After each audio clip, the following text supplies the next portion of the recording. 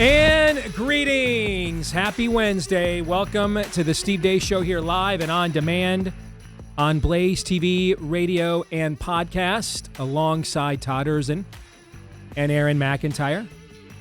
I'm Steve Deace. We're brought to you by our friends over at GhostBed. Award-winning mattresses, check. 60,000 plus glowing reviews, check. In fact, you can add 60,000 plus one because we got the GhostBed for my son Noah. And he's been very, very pleased with the results that he has seen as well. All right. So GhostBed with cooling features in every mattress that actually senses your body temp and adjusts, check. So you never get too hot, too cold. You're comfortable all night, check, check, check. And unlike those dense foam beds, GhostBeds has levels and layers of perfectly crafted support that adjust with you. All right. You're going to melt into this bed, and it comes with a 101-night sleep trial. So if you don't love your mattress, return it for free and get your money back. GhostBed giving you the best deal of the year. Get an extra 10% when you use my code Steve off their already major savings every day. But get an extra 10% off of those savings with my code Steve at ghostbed.com/Steve. That's ghostbed.com/Steve. The price is already incredible, but take another 10% off at ghostbed.com/Steve using the promo code Steve.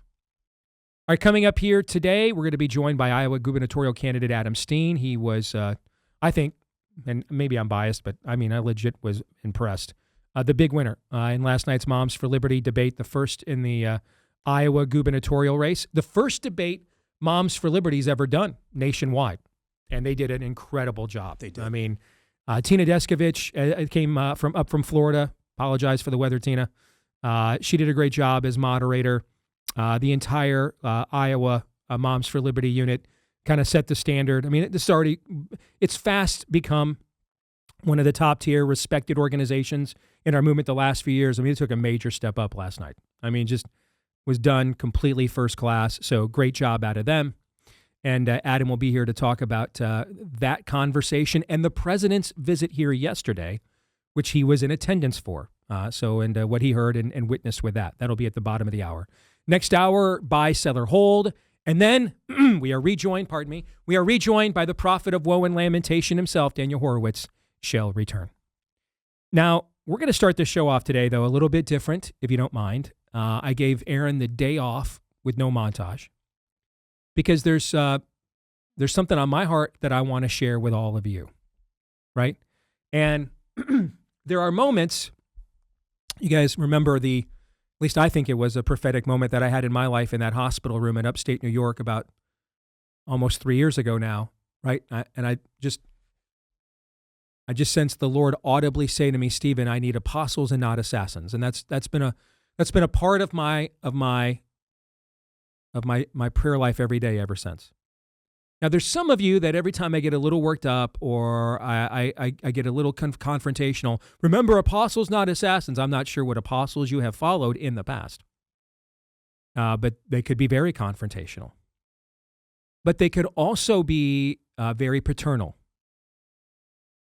Like, the St. Paul who would call you a son of the devil would also say, follow me as I follow Christ. And a couple of days ago, I thought the moment for our men called for something a little more confrontational. And I think now that I have something I want to share with all of you that is for the men and the women both, I think that this is actually a moment to be a little more paternal. But first, I want to appeal to the Word of God to justify the premise I'm starting with here. And one of the most glorious moments in the Gospels is when Jesus feeds the 5,000. And as the people are partaking of this miracle, he now begins to teach. And the teaching is hard. And it begins to sift the crowd. And right away, those who just came because, who's this, who's this savant, this oracle, this wish caster out here in the hinterlands? They were here for the show. And who's here for the message and understands or wants to understand who the messenger really is. And so when the benefits of the miracle are being partaken, the crowd is pleased. When the teaching that goes along with said miracle begins, the crowd gets sifted and divided. And those who are not really interested in the substance of who Christ is and what he stands for and why he's there, they leave. And over the last generation or so, we've had pretty much since Schaeffer, Jerry Falwell Sr., D. James Kennedy, Pat Robertson before he got senile at the end, Billy Graham, Paul Weyrich on the Catholic side. These were the men that were really the patriarchs of the original Christian right in the 70s and 80s coming out of the counterculture. And since they have left the stage, or they lost their mojo because Father Time is undefeated, they've been replaced by this triumvirate papacy of Osteen, Warren, Hybels, and then, as Todd frequently points out on our show, basically, collectively, an entire generation of the priesthood has to, perish around the mountain. That's kind of your position of where things stand, essentially? Yes, as relayed to me from a deacon from that actual generation. Yeah, yes. I mean, he just looked at you and said, pretty much my generation's going to have to die off in the desert so you guys have a shot. Exactly. Okay. Right. And this whole model has been this idea that church is for the ones who aren't there. And that we can't risk offending those who may not come back. And there's a problem with that. It's diametrically opposite of exactly what is preached and demonstrated in the scriptures. You never once see Christ chase after anyone who has rejected him. You never once see Christ ask anyone who's rejected him to reconsider their position. And here at this moment, in the midst of maybe the greatest miracle he will do until he raises Lazarus from the dead, the crowd is narrowing quick. And he attempts to get exactly 0 of them to reconsider their positions. He lets them go. And instead, he turns to his disciples, the ones that had been with him all along. And he says, will you leave me now too? And Peter looks at him with, you can almost just envision just a tender heart. And he just says, Lord, you have the words that contain eternal life. Where would we go? Where else would we go? And I know, if you're tuned in to this show on our network, I know that you're already committed on some level. We don't always give you the most accessible programming here. Okay? We do a lot of things consultants would say, don't. All right? Yeah, we do. And that's even before Todd talks. Pretty much every time Todd talks, the consultants would say, don't do that. Okay? Stop that and turn his mic off. Because we are mission driven. And chances are, if you are a regular consumer of this program, you are too. We have fun, we laugh, but there's not enough of that to overcome the amount of missional content that we produce. And so you are the folks that already know what time it is.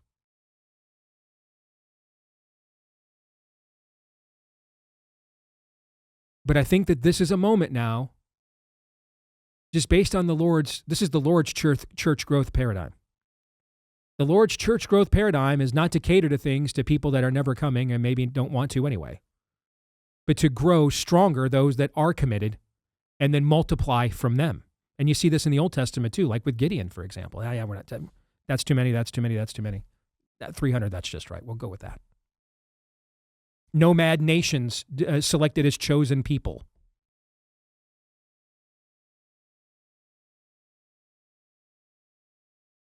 Right now, so keep that premise in mind as I say what I'm going to say next.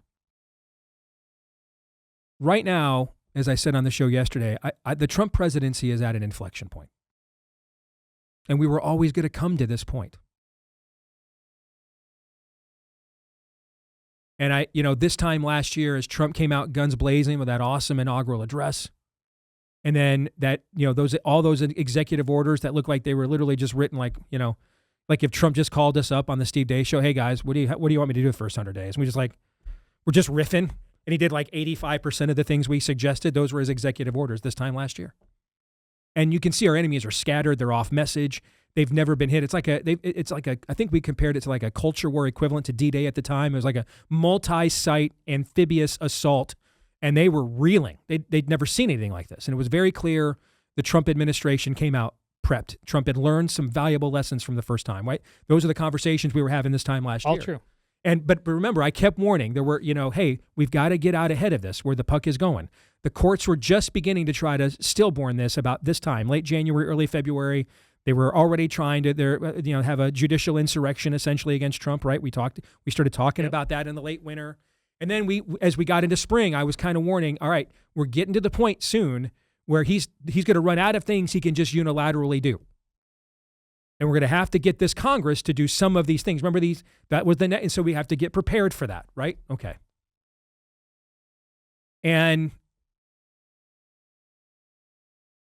you also have to keep in mind that a lot of the people that helped fund Trump's return to politics, and particularly in the general election, who were not with him in the primary, but then came from the party once he was the nominee again, they've been in his ear the entire time saying, you can't deport all these people. Just deport the criminals. We need the work.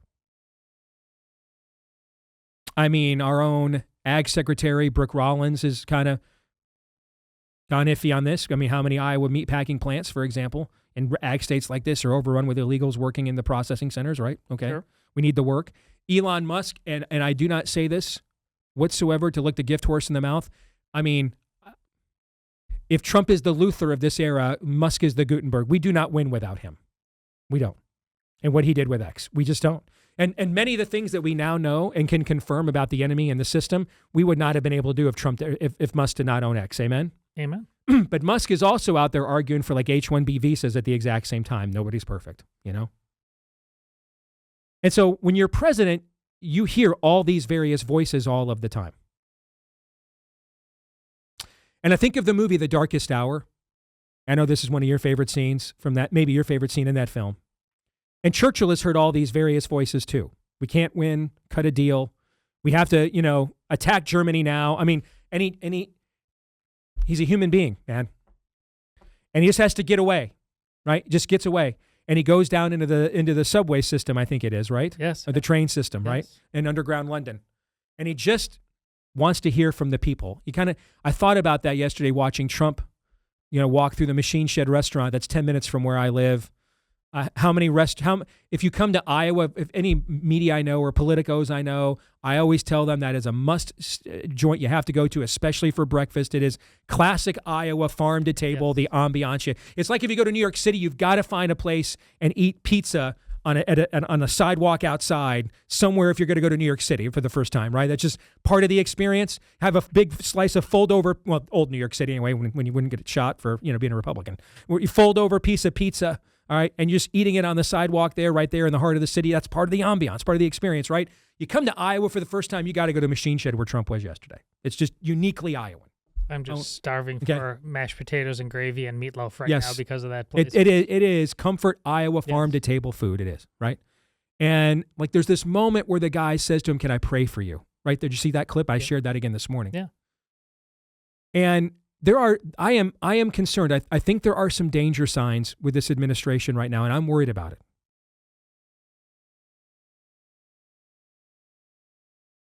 Now, there's two approaches to take on this.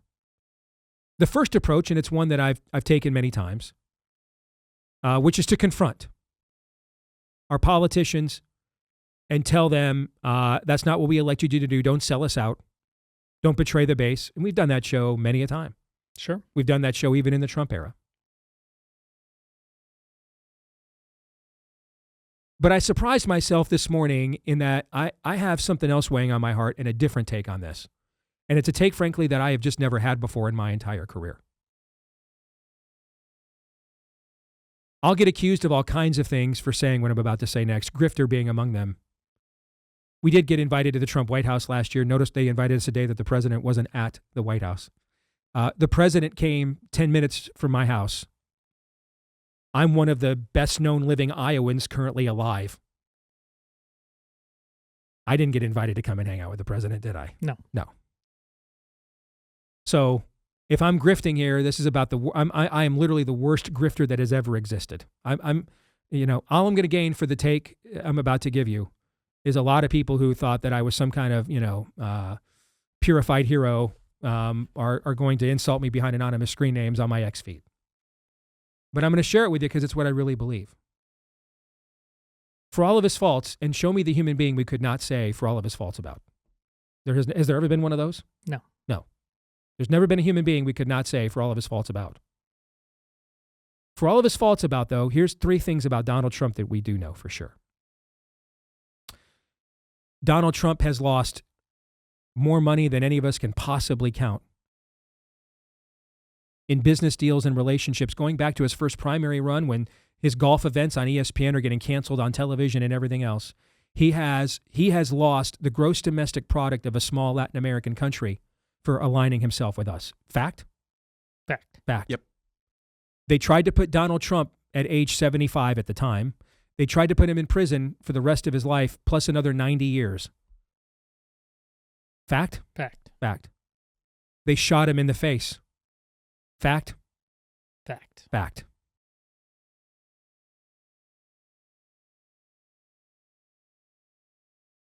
I kind of think it's not time to ask any more of Donald Trump. And I'm not sure that we can ask any more. I'm not sure he's capable of any more than he's already given. His worldview has his limits. He's a human being. What you have to understand about Churchill, you know Churchill the story now, but you didn't know Churchill the story before. Churchill was made prime minister because both political parties hated his guts. He had been members of both. He was a cast out, cast off. They gave him the position at that time in British history because they thought this was probably the end of British history. None of the elites wanted it. None of the governing people or people who wanted a future, none of them wanted that on their resume. So they gave it to the guy that everybody hated. They made him prime minister and said, hey, you know what? You've always wanted the gig anyway. You can have it now when you're about to eat the largest crap sandwich in the history of the United Kingdom. Go get him, Tiger. You got him, kid. Go get him. That's pretty much the story. That's why that scene in The Darkest Hour where the people lift him up is so vital. The people took Winston Churchill beyond what he was capable of. Winston Churchill was somebody else we could say for all of his faults, but I think it's pretty obvious, Donald Trump, that his art of the deal worldview has its advantages, but everything's about matchups in life. Everything in sports is about matchups. Sometimes you're great against a great team because the matchup is better. And then you struggle with a team you're clearly more talented in because the matchup is not as good. When there is a deal to be made, Donald Trump is the last son of Krypton, the Apostle Paul, and the Incredible Hulk. Donald Trump might be the greatest singular deal maker in the history of Americana. If we did a Mount Rushmore of deal makers in American history, Donald Trump's somewhere one of those 4 faces. Yeah. But now we are up against an enemy where there's no more deals to be made. And we all have limits. We're all human beings. And I think, I've been telling you now for the last year, we cannot sustain this movement with MAGA out ahead of the church. And this moment we're at right now is an exact example of what I mean by that. We cannot ask more of Donald Trump, likely not a Christian, likely some spiritual seeker, still thinking he's got to earn his way to heaven, but with some kind of humble heart that he thinks he's here for a purpose. We cannot ask more of him than we ask of our own churches and our own people, particularly the people who know that they should not fear death, because Jesus does have the words that contain eternal life.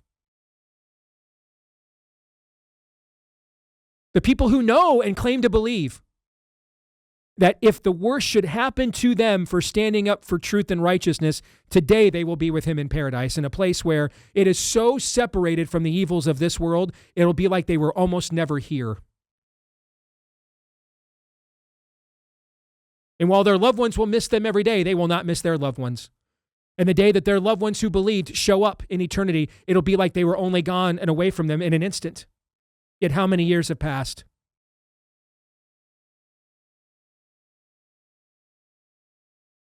I want to make a humble submission today. That before we ask more of the guy who got shot in the face, threatened with life in prison, to the point it went to a trial. You ever been on trial for your life? You've been. Yeah. But very few of us have been on trial for our lives. He's been. Very few of us have been shot in the face. How many of us have been on trial for our life and shot in the face? And that's after, by the way, he advanced to steps 2 and 3 after they took billions of dollars of wealth from his family. You don't see them cavorting with the jet set people anymore. You don't see them closing hotels in all over the world anymore and ribbon cutting ceremonies. I don't think Don Jr. thought that his entire rest of his adult life would be, I'm basically going to be a political operative. But here he is.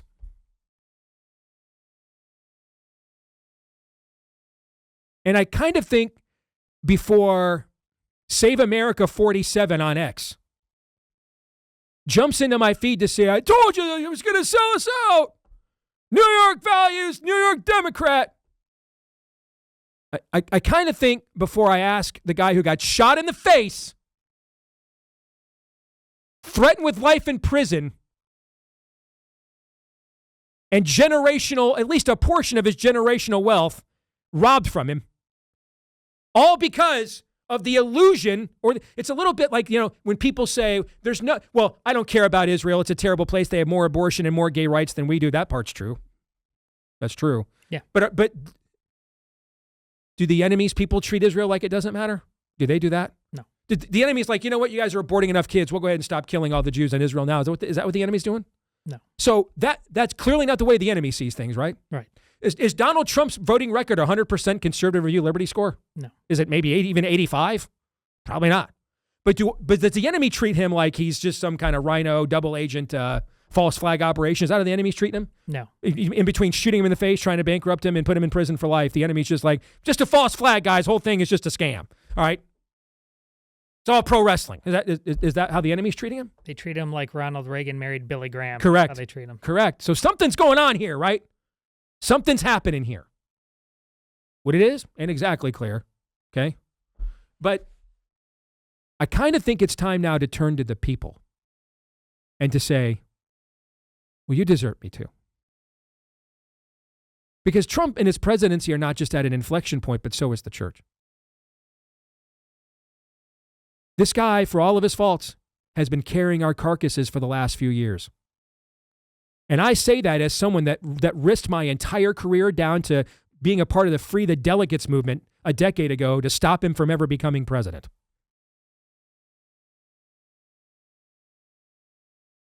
I kind of think it's time now for maybe somebody in my position to sit there and say, instead of looking at Trump, hey, we need you to go ahead and carry our weight one more time. I think maybe it's time to now turn to the Lord's people and to say, are you going to sell us out too? So here's a humble proposition I have. If you've not done anything that took away your free time on any level, or your leisure time on any level, or made a room uncomfortable, whether that's with Aunt Petunia and her cats who watch MSDNC all day, your human resources department at your work that told you had to do the DEI slop, anything. If you've just never allowed yourself to be in an uncomfortable position whatsoever, risk next week's paycheck or Aunt Petunia's seat at Thanksgiving that frankly nobody wants her to sit in anyway, if we're being honest. Everybody would cheer if she didn't show up. If you've risked nothing,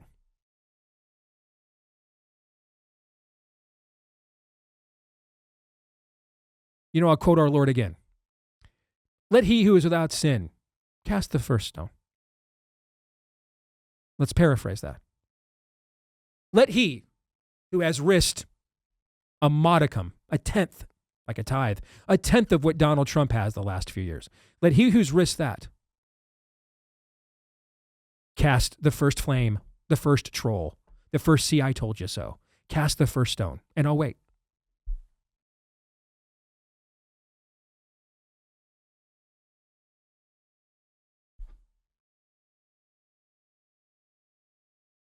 This isn't just his moment. It's ours.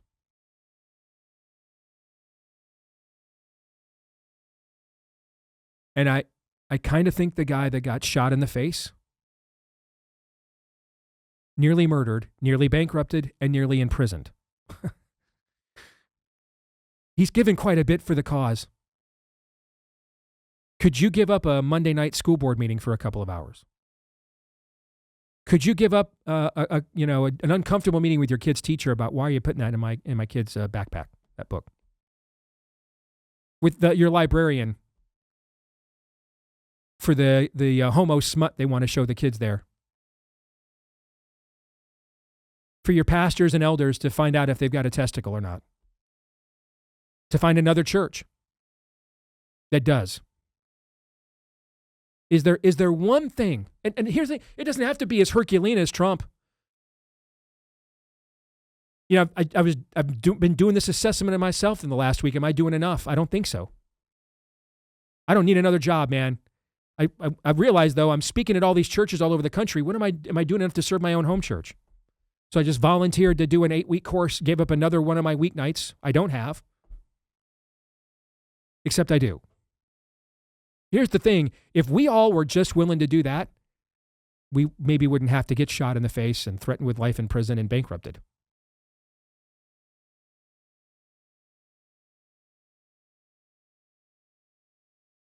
So maybe it needs to come from somebody like me, somebody that's not historically a Trump slurper, cheerleader.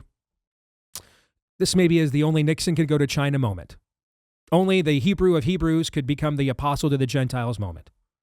But I think that this is a moment now for the people that have put so much hope into Trump, and all of us to some degree on this show have.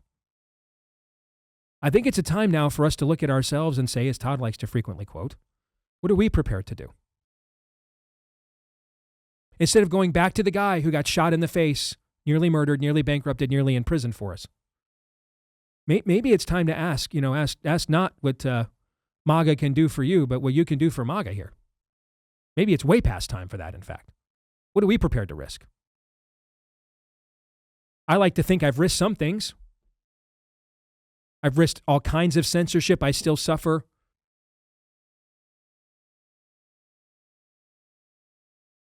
I've said no to lots of things that would have made me more money because they violated my conscience. But maybe that's not enough. We all need to look. Can we do one more thing than we were doing before? One more thing. Like the guy that emailed us on Friday who's disabled. Hey, I'll even I've sent emails to every one of my state legislators and congressmen. Give me the names. I'll send them to people out of state too. That's the spirit. That's what I'm talking about. What one more thing could you do? If Trump, like in the darkest hour, just, walked through the train station, the bus station, and talked to us as normal people, what would we tell him? Because the people didn't just say to Churchill in that scene, hey, go get him. They're like, hey, if you guys sell us out, we'll fight him here in the streets. In other words, they met the moment. They were there. They were going to meet the moment. This guy has met the moment. And now that we've come kind of to the end of what his worldview is probably capable of, and you can see it's kind of shaky. Well, he's going to need some support, man. Populism is not, hey, we vote for you and you take it from here. There's nothing populist about that. And so my humble proposition is here today. If you are concerned, as I am, that the administration might blink, look at yourself first and say, am I doing enough? And what is one more thing I could do for this cause that might make me uncomfortable or take away just a little bit more of my free time? The Steve Deace Show.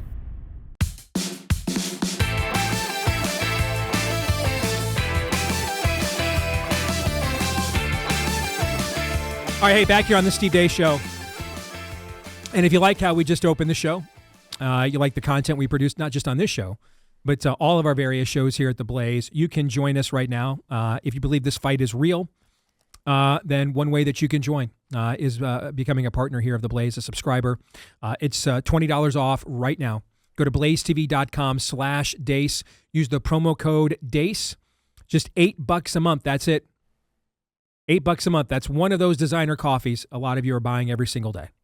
All right, $8 a month comes out to something like 30 cents, 26 cents a day. That's it. To be a part of our team, don't miss any of the exclusive content that we create for you each and every day, not just on this show, but all of our shows here on Blaze TV. At blazetv.com/Deace, use the promo code Deace.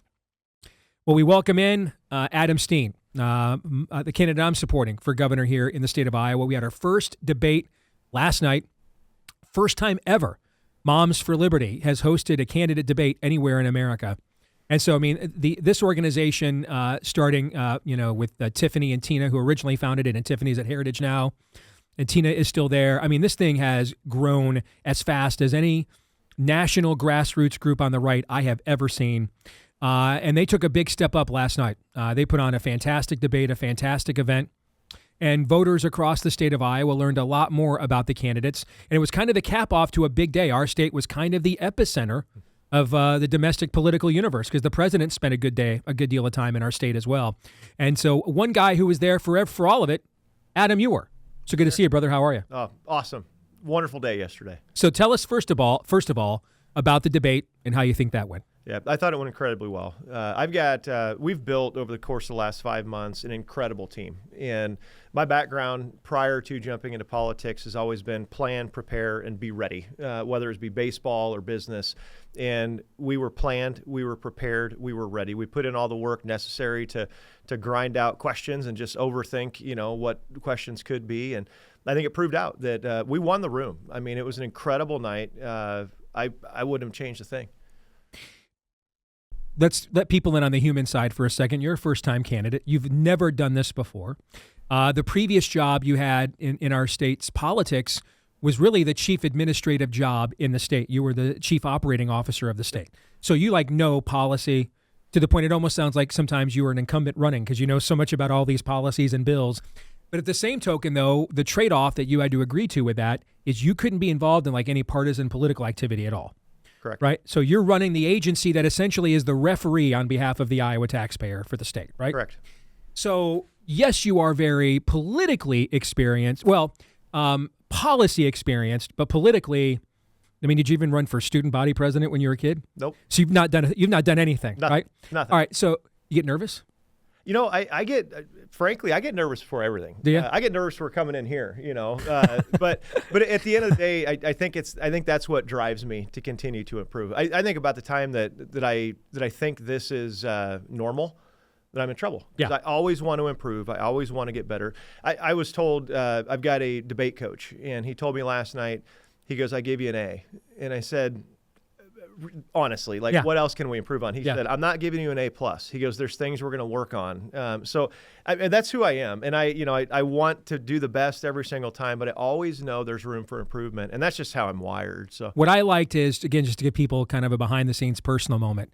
What I liked is I waited around in your green room after last night to tell you, hey, phenomenal job overall.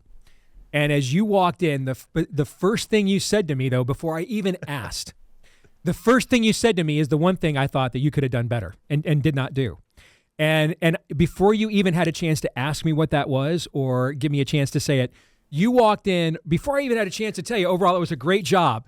You walked in right away and looked at me and said, you know what, this is the one thing, dang it, I wish I would have done this, Yep. right?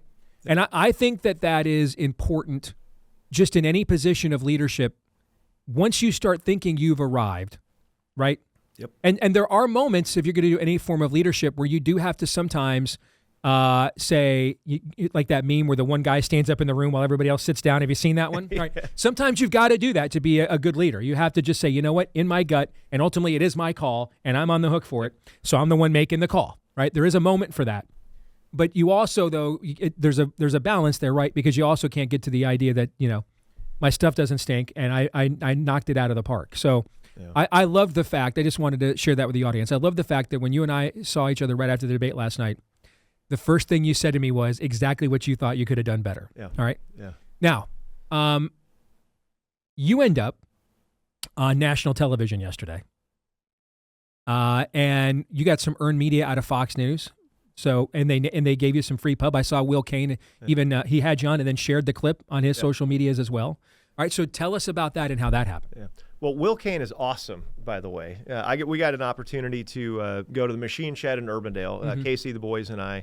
And I told the boys, I said, I think we're going to get a chance to meet President Trump. I said, just be ready. Shake his hand, look him in the eye, tell him thank you for being in Iowa, Mr. President. And so we ended up getting in there. I think the president's schedule got a little delayed, so we got to it was late, but he showed up, did the interview with Will Cain, and then had to go. And then Will gets done, and he said, hey, we've got some time. I want to take some audience responses here. And there's a couple of people in the room said, hey, that guy's running for governor over there. And Will comes over and said, yes, I am. And so we sat down and just had an opportunity to answer a couple questions from him. And listening to Will's interview with the president, I sat there and was blown away and I said this when Will asked me, I was blown away by how in touch our president is with our state. I mean, I don't remember the date that he was here last, but he's not traveling 99 counties. And he came back and the president has his finger on the pulse of Iowans. And that's what I told Will. He was dead on. It just blew my mind. And that's why we love him. That's why Iowans love the president. And it shows because he cares and it shows through in his interviews. So there was the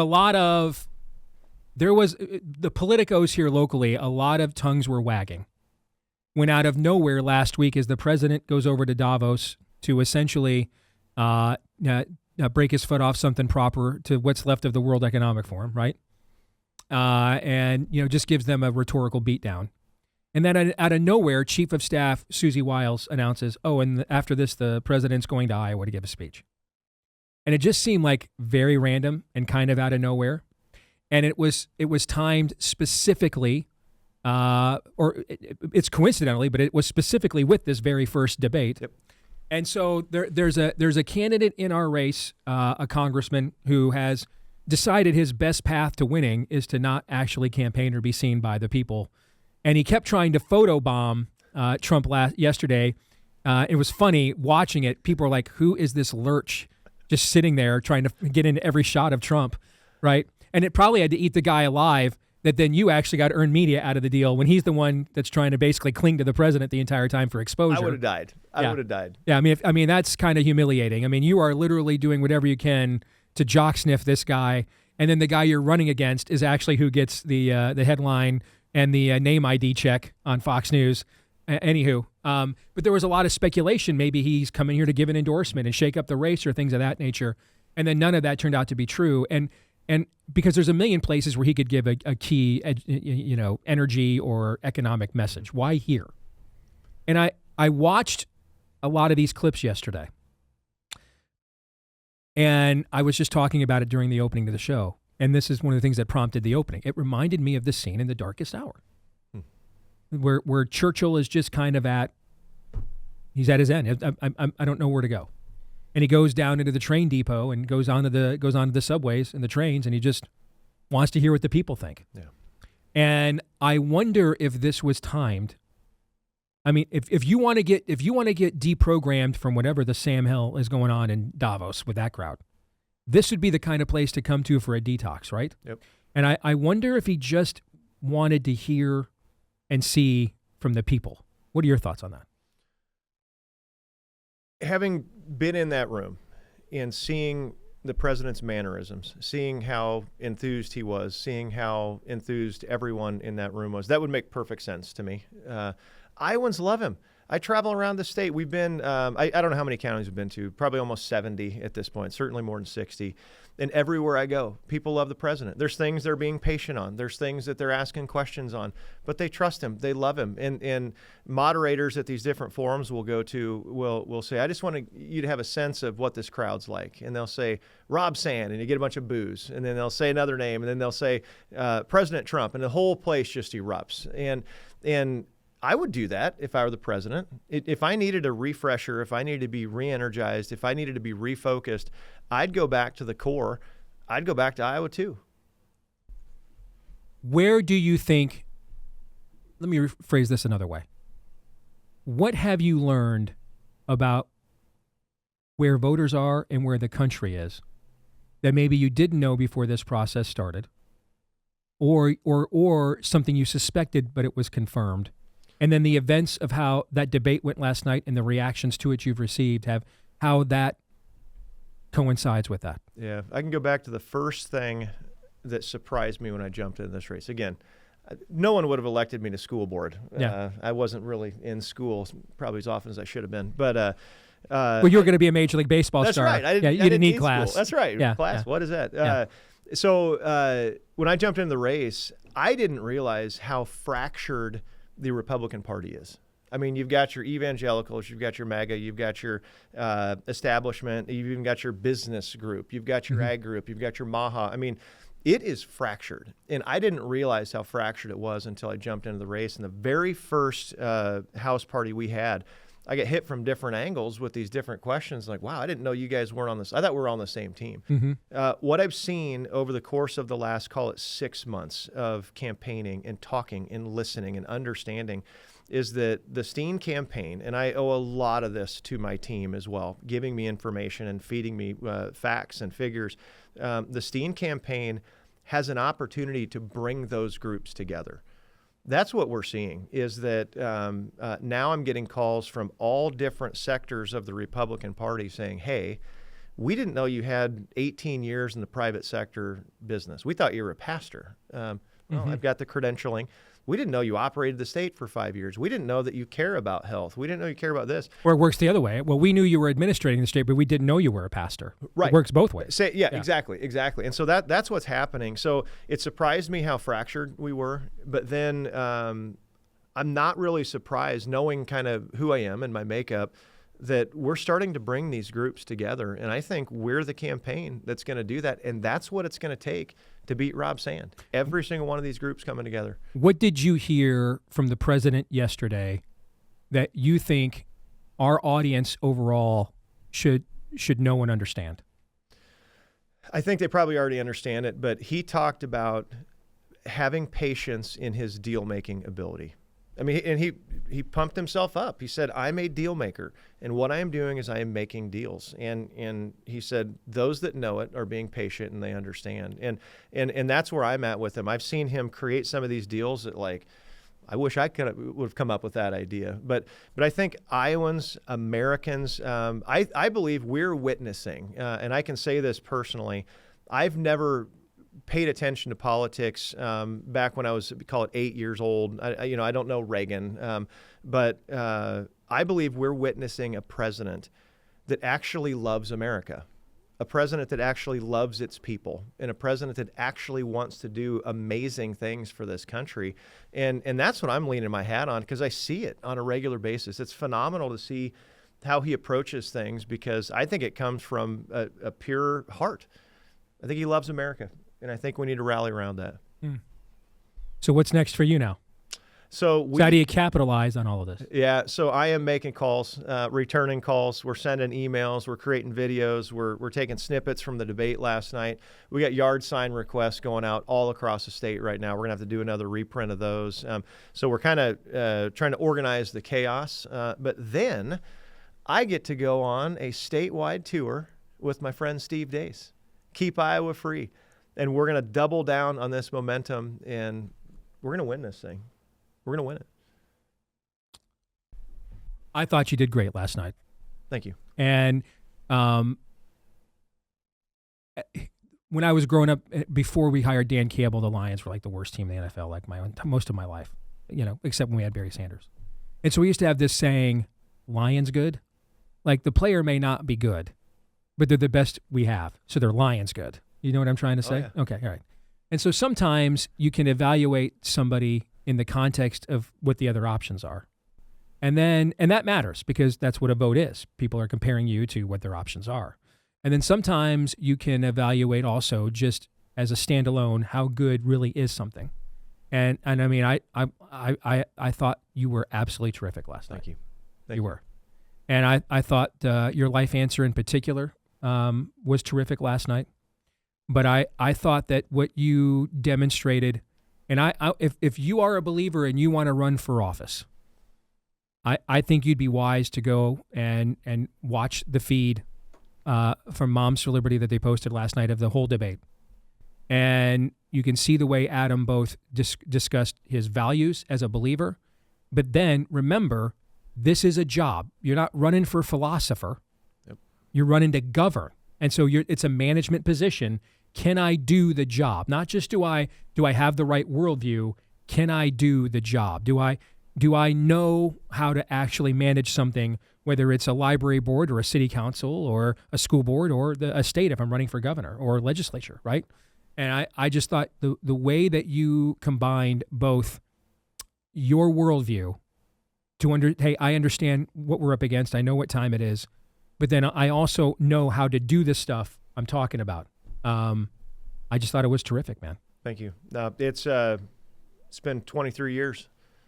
23 years in business, 23 years in life, and it's all coming together for a moment like this, and we're not backing down. There were a couple times last night I thought to myself, I wonder what your dad would thought if he was still with us and he watched this, man. Oh. Okay? Because your personalities are like way different. Totally different. Totally different. No, right? he would. Right? So there were probably times last night your dad had been like, that might be too strong. He would have. Because he said that to me a few times. No. Okay. Yes. He would have. We talk about that because I've got a group of guys, retired guys, that drive me around the state. I need drivers, and they drive me around. And my wife and I talk about my dad, and he would love to drive me around. He would hate going to these forums because I say the same thing. I answer the same questions. And after the second one, he'd be like, find another driver. I'm not doing this. He'd be super proud, but he's like, I'll go do something else. But, well, great job, man. You got some momentum now. You got to capitalize on it. Thank you. Thank you, brother. I'll tell people if they want to know more about your campaign, how can they do that? Yeah, AdamSteen.com, STEEN, AdamSteen.com will get you to also a link to the Moms for Liberty debate. There's donation links in there. We need to continue to bring in donations. The events page will show the Keep Iowa Free Tour. AdamSteen.com. Let's go get this thing. All right. Thank you, brother. Thank you. Appreciate it.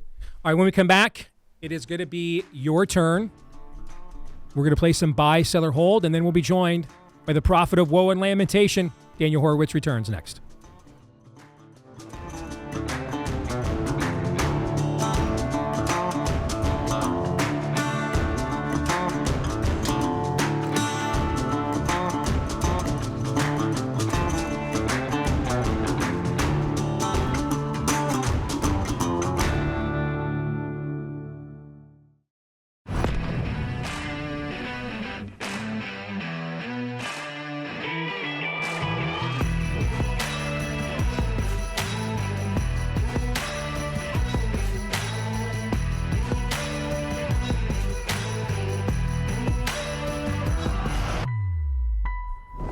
All right, back here, live and on demand with Hour 2 here on Blaze TV, radio, and podcast. Steve Deace here with Todd Erz and Aaron McIntyre and all of you. And you can all let us know what you think about what we think via the stevedeace.com inbox by emailing us, steve@stevedeace.com. That's DEACE. Like us on Facebook, MeWe, and Gab. You can follow me at Steve Deace Show on X, Instagram, and TikTok. You can also please subscribe to our new YouTube channel at Deace Show on YouTube. That's at Deace Show on YouTube. And then finally, if you wouldn't mind, if you love the podcast version, this is just for you guys. And a lot of you do. You're the biggest part of our audience. Please hit subscribe, or if you're on Apple iTunes, follow. And that way, every time we do a new episode, it's right there in your podcast feed. And then you can also leave us a 5-star review. Tens of thousands of you guys have done that, and gals. Thank you very much for each and every one of those, and for yours, if you're going to add yours on today. Thank you. And we also thank our friends over at Patriot Protect. You know, scammers and criminals, man, they really raised the stakes last year alone. 100 million Americans exposed in the Change Healthcare ransomware attack. 73 million AT&T customers had their social security numbers and passcodes appear on the dark web.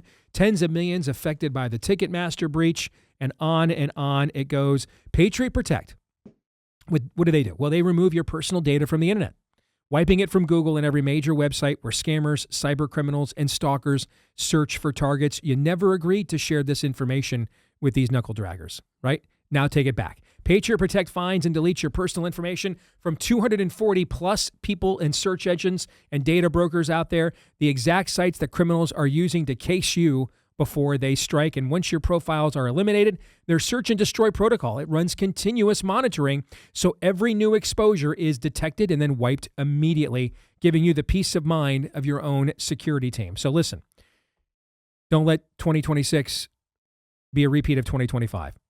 Less exposure, more control. Use my code Steve and get 15% off all of Patriot Protect's plans at patriot-protect.com/Steve. That's patriot-protect.com/Steve. Use the code Steve for 15% off your yearly subscription at patriot-protect.com/Steve, code Steve. All right, coming up at the bottom of the hour, the prophet of woe and lamentation, Daniel Horowitz, returns. But until then, let's play some buy, sell, or hold. Aaron has your submissions. Todd and I have yet to see them, but we are about to. We'll get through as many of these as we can. The rest will be in the overtime for Blaze TV subscribers today at blazetv.com/days. Todd, you and I are going to buy it. We're going to sell it. You are permitted to hold. But since I'm in a paternal mood today after the opening of the show, I'm just going to look at you and just say, I think you're better than that. I think you're better than that, and I shouldn't have to threaten you. I shouldn't have to with either humiliation or retribution. But I just know the way that you were raised. I know you're better than that, and I know you're going to come through, and you're not going to hold. I don't think we're going to have any issues at all. In fact, I've heard that speech you gave before, because good oratory it fills you. It fills your heart with music. That's why there's a soundtrack. I've heard that speech before. Sons of Scotland! Yeah, run.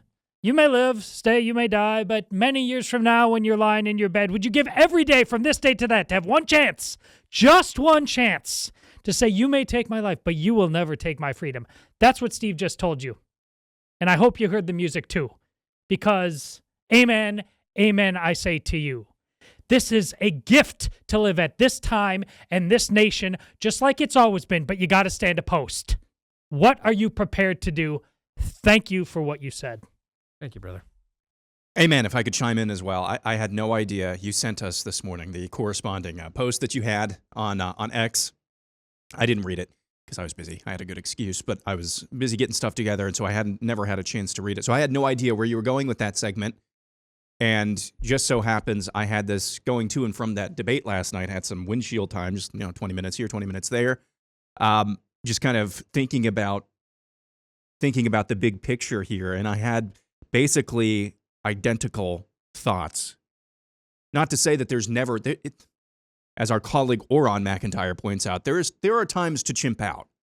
But is every time the time to chimp out? Every single time? Every time? No. Especially not if you're not putting in the work yourself. So, excellent show open, Steve. Are you ready to get started? Let's rock and roll. Let's start with a softball. No pun intended. Nucleus of Caring says Joe DiMaggio's 56-game hitting streak will be broken in 2026, as foretold on Star Trek: The Next Generation. Sell. It's hard to get guys to play 56 games in a row anymore, with specialization and days off and everything else.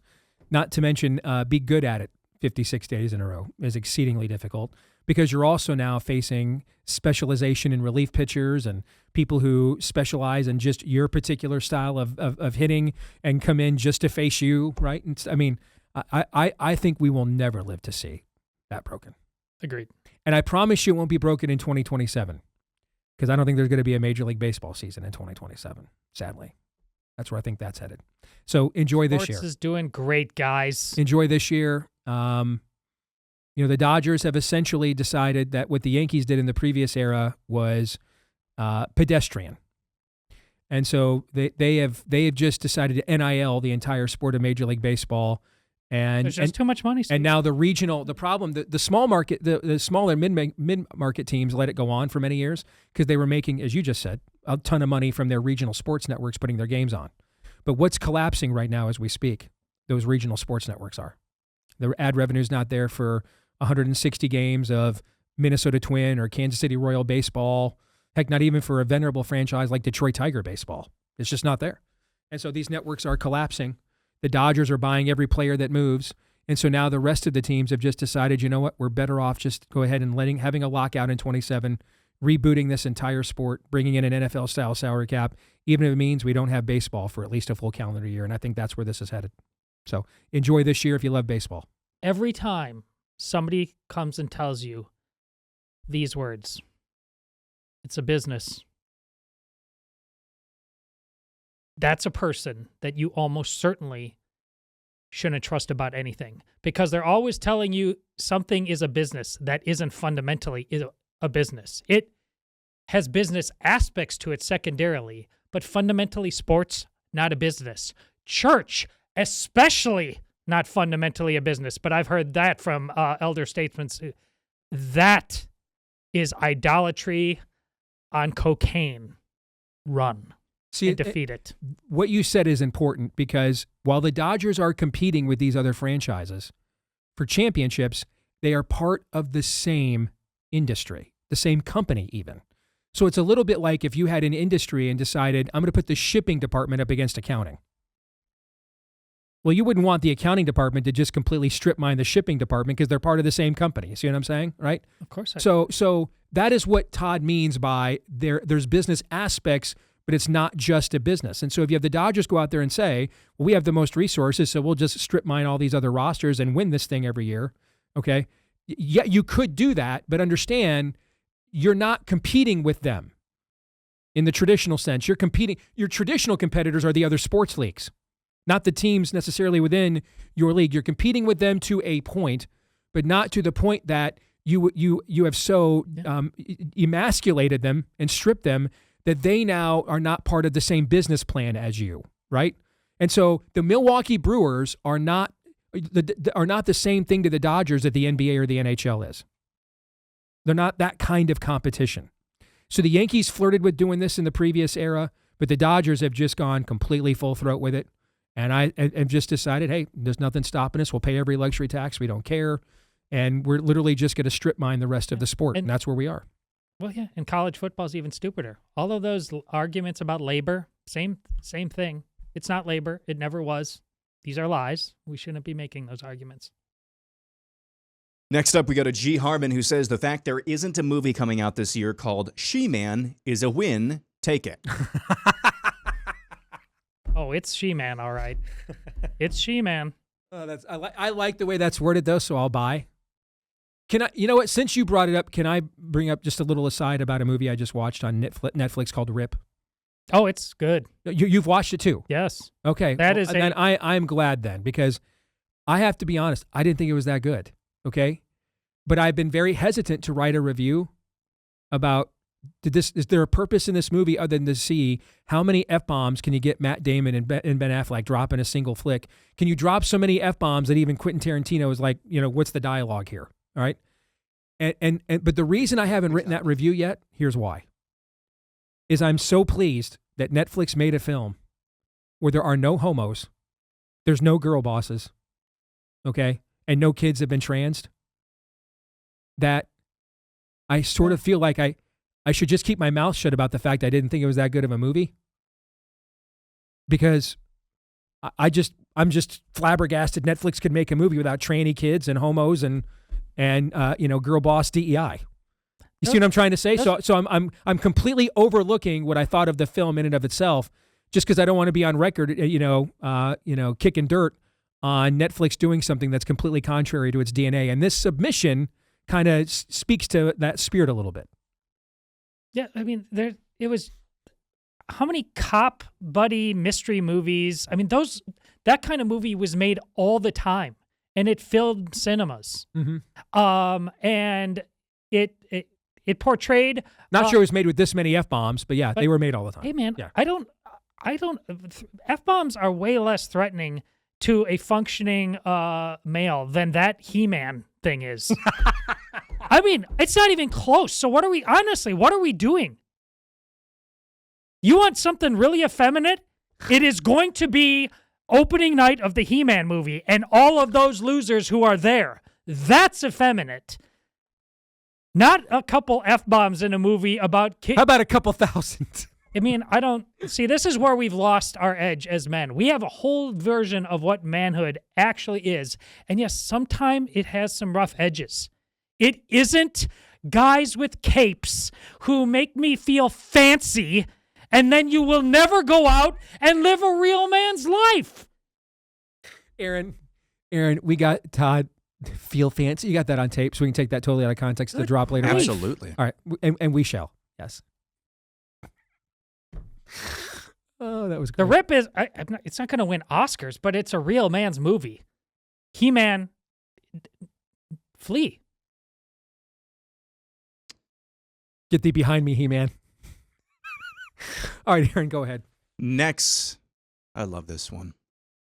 Ari says, I was reliably informed during the pandemic that there is no government overreach and that we must at all times submit to the government per Romans 13. So I don't see why there's any problem in Minneapolis. There you go. See, that's the beauty of this too, is because we will not righteously uphold things like nullification or doctrine of the lesser magistrate to say to a federal judge, you have no jurisdiction to tell us that we have to trans our kids and open our borders. We're not doing that, right? So instead, they're going to use those same doctrines against us unrighteously. Like, hey, we're not doing ICE here. We can't deport people here. We're going to just go ahead and set up a sanctuary for an invasion right here in your landmass, right? So we will either be willing to suffer for the righteousness of our cause, or the unrighteous will make us suffer for the unrighteousness of theirs. Either way, though, there will be suffering for a cause. Now, I don't know about you. I'd prefer to suffer for my own cause rather than for theirs, but maybe that's just me. And actually, amazing God's providential timing. That's what this movie... Oh, by the way. Yeah. Yes, that's what the movie The Rip is fundamentally about. There's, at the beginning, it sets it up and what's really going on here and who's guilty and who's taking what from whom and dirty cops or anything. And ultimately, one of the cops, and it does a very good job of keeping you, I'm not sure which way this is going, but one of the cops ultimately says, I need to create some chaos to get to the truth sooner rather than later. I have to make the main thing because I value the truth more than anything else. That's what you just said, Steve. True. I just was wondering, is there a way to do it? And here's the thing. I can put up with more F-bombs than Reservoir Dogs, because that's a lot of F-bombs. But it was at least half that many of the Lord's names in vain, and that's the one my ears start bleeding the minute I hear that. Okay? So, but the point is about tactics are secondary to, do I really want the truth or not? And then you apply the tactics. He wanted the truth, and the tax just got sketchy and dangerous, and there was no guarantee of a win right there. That's what you just got saying about this. That's fair. We keep thinking we can just make the right tactics so we kind of sort of get to the truth but come out clean on the other side. There's no safety dance to protecting the good truth. There may have been before, but we've taken this ring right up to the breach. Now, that's why you spend all the time saying what you said in the first hours of the show. What are we prepared to do? Fair. All right, next up we go to Ethan McClelland. The idea that AI will make a movie misses the point of art. The consumer will reject AI movies, and they will never be profitable. I'll sell on this. So if they're better than what humans make, they will absolutely do so. Well, they won't be better, and the consumer will still buy them because they're not much better. I mean, we're dealing with a generation of young men right now that are buying virtual harems rather than seeking out an actual mate. Okay? They're making their own virtual movies right now because they didn't like the trailer of the movie that they fetishize. This is who the consumer is. They're going to get drunk on this. Where we would differ, I think for much of this current era of storytelling, I do think AI could do better. I do. Because depending on whose AI it is, because again, it always comes down to who's actually writing the code here. But if the goal is just maximization of artificial intelligence, then just dismissing of, let me check every box of every woke, representative group. Let me have this, let me have that, let me have this, and let me just tell absolutely the most compelling story I can promise you AI could do better than a lot of the current storytellers already right now, let alone in a few years. Well, if you compare it to the lowest bar possible, which is what we have right now, but yeah. But it's not something to, and it won't, it will never do anything excellent. Now that's a different point. That is a different point. And on that one, we would probably agree. Okay.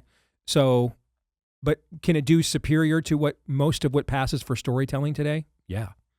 Can it, though, do excellence? And that, I think, is a different point. That's a good one. Next is this from Joe Allen. 20% of the Deace audience will experience cardiogenic shock when Daniel Horowitz comes on and says something positive. It's going to be more than 20, Sell. Going to be way more than 20%. Sell. Next, we go to Daniel. God sent sternly worded letters to Israel and Judah via the prophets. They were effective because God took action in sending, I will look this up before the show. Sennacherib, thank you. And Nebuchadnezzar to follow through on the warnings in the letters. I looked it up before the show and I already forgot how to pronounce it. 100% true. And again, this dichotomy of Trump's success on the global stage vis-a-vis the domestic stage. On the global stage, Trump has made examples of people. He dropped a Moab on Assad. He grabbed Maduro in the middle of the night. He obliterated Iran's nuclear infrastructure. He tariffed China to the point they were having, economic upheaval in Shanghai and Hong Kong. So he's made examples of people on the global stage. And so when he says, I want Greenland, you might think he might just be crazy enough to mean it. Okay? And so you get something out of them that he otherwise would not have gotten. Who have we made an example of on the domestic stage? That silence is the key. When I say there's no deals to be made, let me say this. It's because we haven't exerted our leverage. Terms of surrender is a deal. You're negotiating. That's what terms mean. We're negotiating a surrender, right? Okay. The president and they have to, it's hard to fight a two-front war, so we have to pick one. Either the president needs to make an example out of a rhino for a reason other than he voted for impeachment and was disloyal to me personally. It's got to be on policy. It's got to be like, I'm getting rid of Tom Tillis because he's out there advocating we have open borders. Something like that. You know what I'm saying? Because if it's just always about his loyalty, well, then you'll end up having people that are loyal to him personally, but disloyal to him on policy, which is kind of the dynamic we have in several cases right now, right? Okay. So the president has to either make an example out of somebody in the Republican Party. Our base wants this. The country needs this. And I'm taking you out for not doing it. Or he's got to make an example out of somebody on the Democratic Party. Listen, you guys came after me. I'm going to teach you the Chicago way. All right. You tried to put me in a body bag. I'm sending 10 years to the morgue. Metaphorically speaking, of course, I'm speaking, even though they literally did try to kill him, but I'm speaking metaphorically here.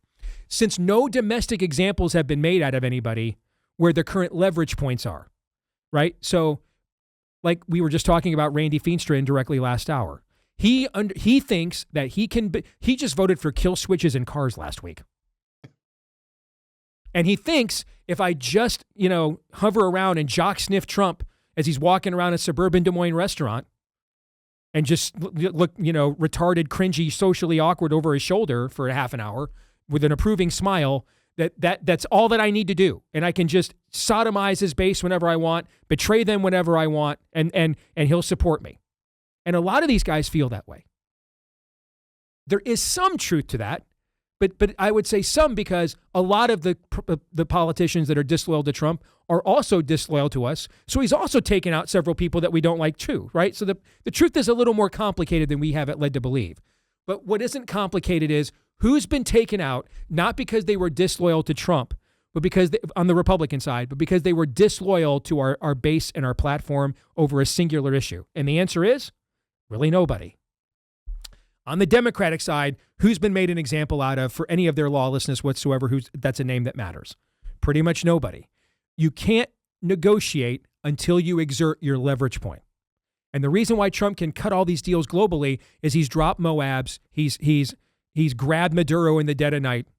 All right, he's bombed the Iranian energy program back to the Stone Age. He's made examples. But we have to make examples here domestically. And we haven't done that yet. Well, and it's not, and until then, there will not be deals to be made. Breaking news as well. The FBI is currently executing a search warrant at a Fulton County, Georgia elections office. Fox News is reporting it's related to the 2020 election. Talk to me. Okay. Does buy, sell, or hold, that moves the needle for you? Oh, If I want, depends. Put people in orange jumpsuits and handcuffs with a frog march, and it depends on who those people are. For me, the needle's kind of going like this. Yeah. But because I want it to go high, to go up, I'll say buy.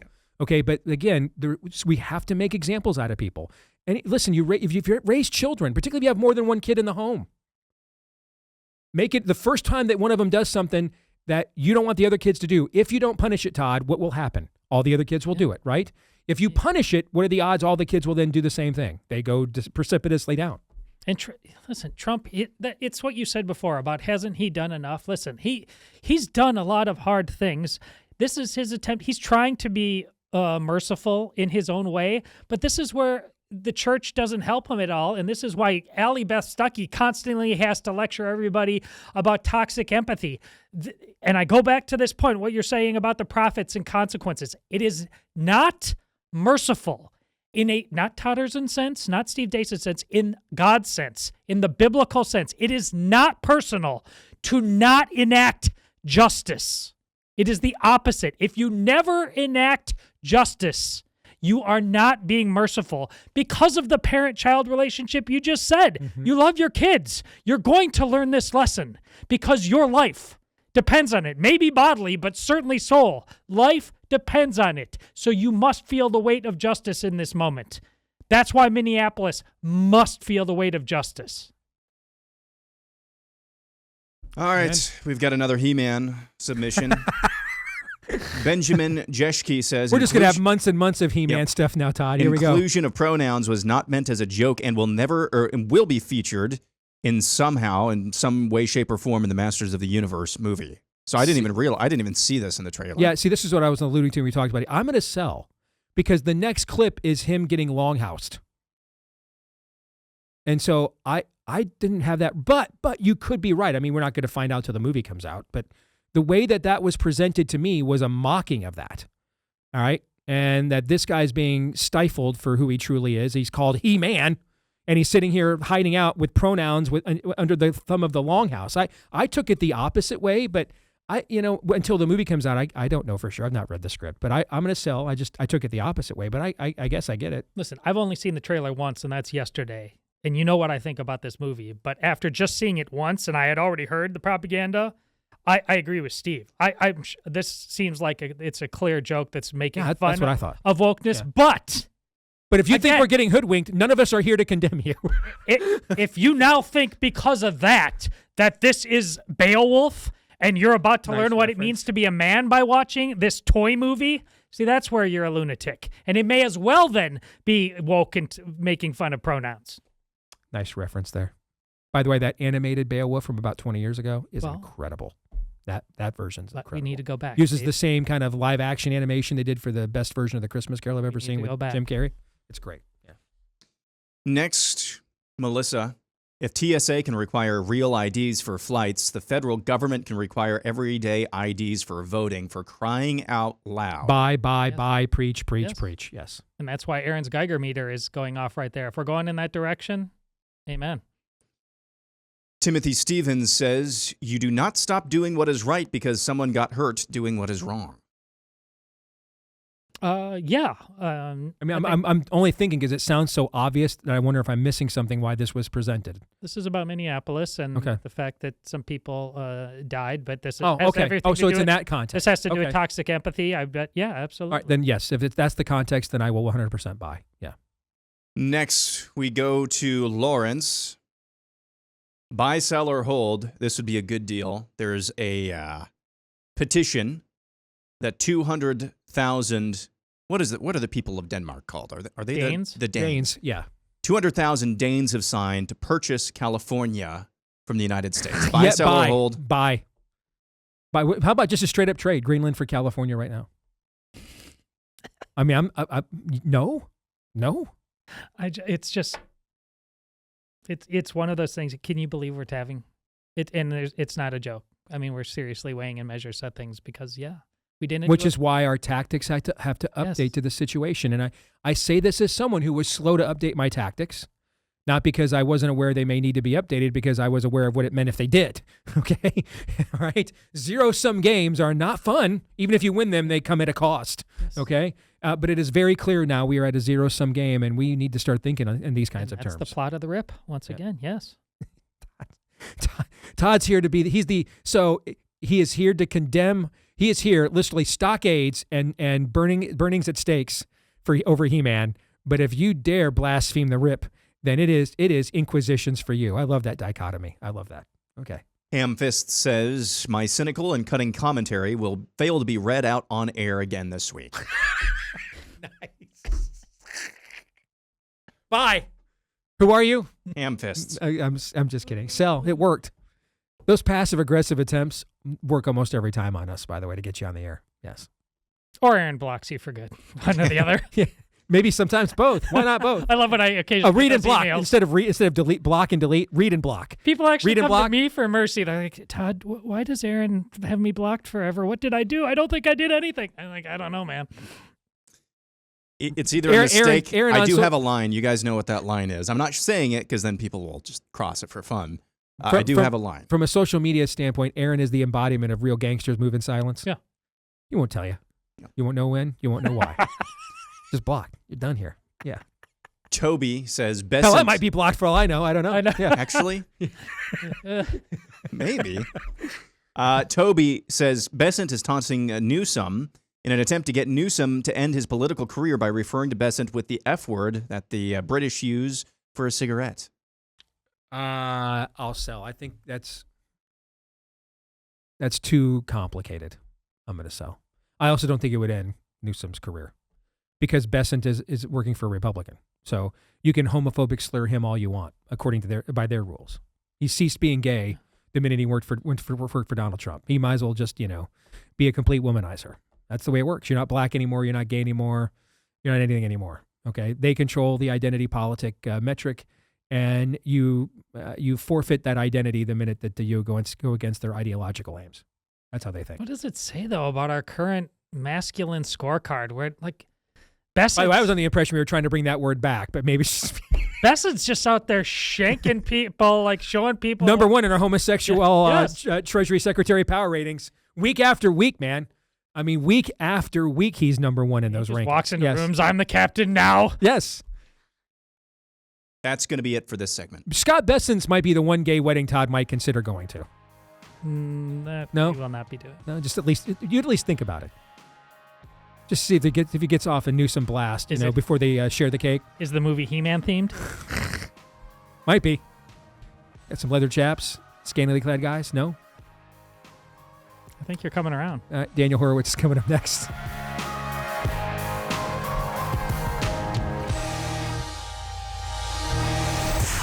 The Steve Deace Show.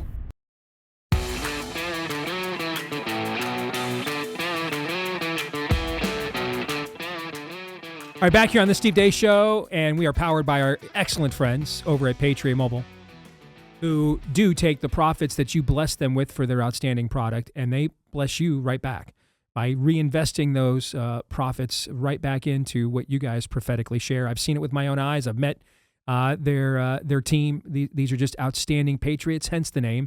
And I can tell you firsthand as well, it's an outstanding product because our family, going on our 6th year now of being with Patriot Mobile, every one of us is signed up with them, and we are never looking back because they've got an outstanding American-based customer service team, which means you can actually understand them. They offer you all the same bells and whistles, unlimited data plans, roaming, all that good stuff. Everything you get from the communist companies without the communism, right? And they've got buyout programs too. You might be thinking, Steve, that sounds great, but I'm locked into a terrible contract. Well, they might be able to get you out of that with a contract buyout program. Find out. Make the switch today. Get started with a free month of service when you do by using my name, Steve, as your promo code when you go to patriotmobile.com/Steve. That's patriotmobile.com/Steve. Use the code Steve for a free month of service to get you started at patriotmobile.com/Steve. After a 2-week hiatus, it is good to have back the prophet of woe and lamentation. Good to see you, my friend, Daniel Horowitz. How are you, brother? I'm doing all right, Steve. How do we pack in 2 weeks into 20 minutes? Let's talk about a couple of big picture items then. All right. Gold and silver, what's happening? Gold and silver are pretty much laughing out of our economy. They understand that hyperinflation and stagflation are a permanent state of being. The dollar Define is stagflation for our audience, Daniel, if you don't mind. Stagflation is the mixture of weak economic growth and job creation, or in fact, job shedding, with high prices. Typically, when the economy is dead, there's not a lot of consumer demand, so prices drop. Mm-hmm. But every once in a while, you could have external factors that create high prices despite a lethargic economy. So you have young people facing an affordability crisis with a low prospect for getting a high-paying job. Okay.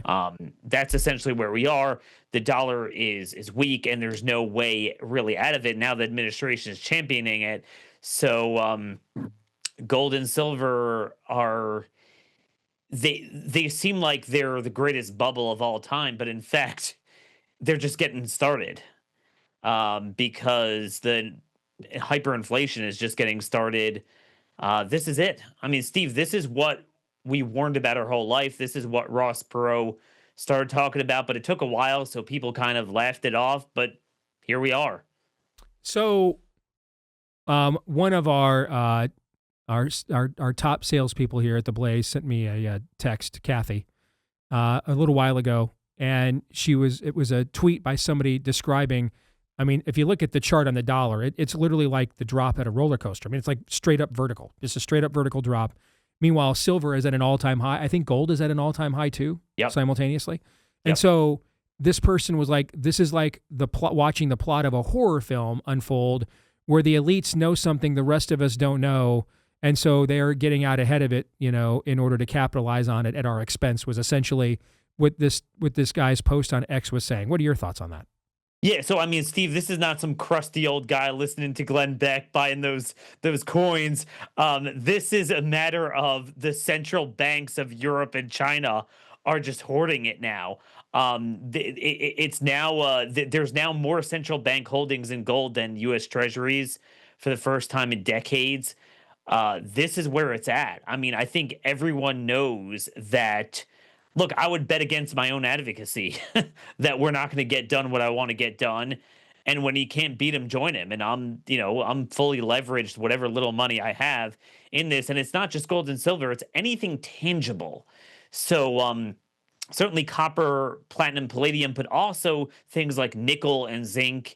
Now uranium's going parabolic. Anything that's tangible in an economy that is fake. So and intangible. If the kinds of investors who can make these markets move, because at the rate you and I could invest, the volume of us that would have to invest simultaneously to make these markets move at this level is just not possible, right? So the kinds of investors that are causing these levels of speculative market movement, if we put the Wonder Woman lasso of truth around them, what would they say is the reason that this is happening, or what they think? How they think this will pay off in 6 to 18 months. What do you think they would say? Sure, they would say that the dollar is going to continue dropping, but moreover, there really is a concern now that the dollar will gradually, it won't be a switch flip, but it will gradually be sidelined as the world's reserve currency. And the bottom line is this gambit to lower the value, to devalue the dollar in terms of trade. And I said this with regard to the tariffs. It's the same principle. To the extent that could work, it's only if we have a manufacturing base to resuscitate and breathe life into.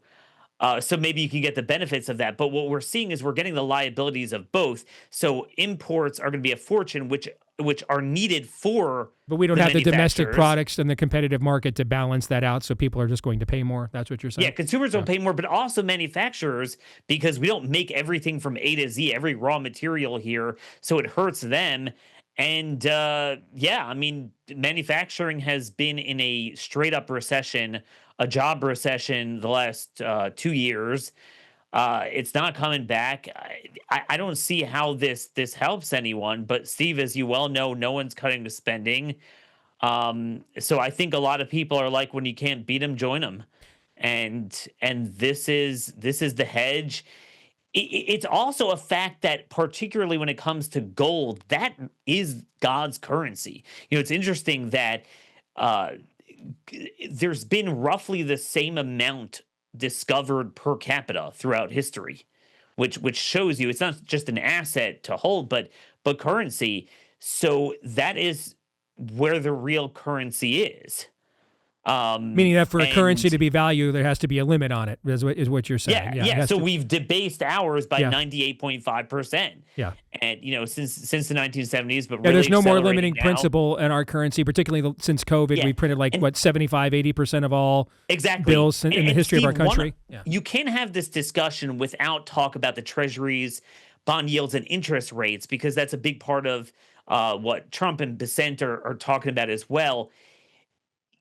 What everyone's laughing at is that in prior years, pre-COVID, the Federal Reserve had a tremendous leverage to keep kicking the can down the road and keeping prices relatively low while flooding the market with money, easy credit, juice up stock prices, and there was no seemingly. And now even people under the poverty line have big screen TVs or a usable car that they can finance. And they were sowing this for years. And I told you at the time, COVID is when they lost control of it. It was just too much. So now that satellite has been launched into orbit, they can't take it back. So, none of the panic buttons that they keep pressing works. So let me give you an example. Trump wanted to lower mortgage rates by having Freddie buy more MBSs. Now, that would raise the price of homes, but it would lower the mortgage rates. Mortgage rates are up 22 basis points since they did that. It immediately dropped a little bit, and then it's back up. Same year with the 10-year Treasury note. It's back up. So you're saying we're 4.25. running out of gimmicky shortcuts we've used in the past, is what you're saying. Because the bottom line is, investors, how do you look them in the eye and say, buy all these treasuries? By the way, a record volume of them. We need to service the debt. Oh, but we want to offer you near zero interest rates. Well, if inflation is yay high, I gotta earn a profit. I have to break even. Mm-hmm. So that's the math now. Back in the day, we didn't have inflation or high inflation, so you were able to do that. But now, you could wish it away all you want, but Trump could tomorrow get his guy in there and be like, I'm going to set the federal funds rate at like 25, 50 basis points, less than a point. You could do that all you want. It's going to backfire. So I asked somebody who is way more connected than either you or I, what happens if Trump loses the tariff case?